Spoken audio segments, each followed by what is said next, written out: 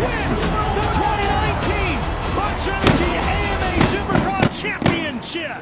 Webb comes across and blocks Robson. Webb wins in Houston. Webb goes from third to first, just like that. Nice try, bud. No mistakes can be made. Let's get this on. Here we go, the final race of 2021. Cooper Webb, he is going to go for it. He wants to show why he deserves and is going to win this championship. He didn't have to win, but he wanted to win.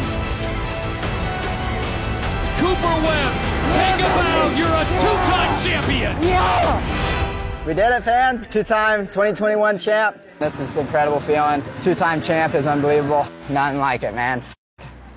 This is badass.